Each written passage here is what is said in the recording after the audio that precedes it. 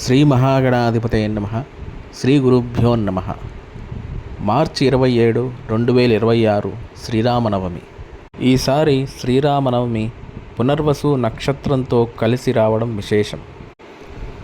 చైత్రమాసే నవంయాంతు జాతో రామః స్వయం హరిః పునర్వసృక్ష సంయుక్త సాతిథి సర్వకామదా.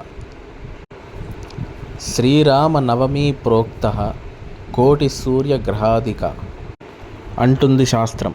అంటే శ్రీరామనవమి పునర్వసు నక్షత్రంతో కూడి వస్తే అది కోటి సూర్యగ్రహణాల కంటే అధిక ఫలితాన్నిస్తుంది.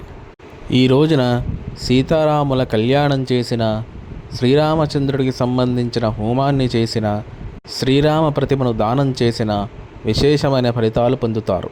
కాబట్టి ఈరోజు మన ఆధ్వర్యంలో జరిగే శ్రీరామ హోమానికి వెంటనే అందరూ తమ గోత్రనామాలు నమోదు చేసుకోగలరు. స్వస్తి.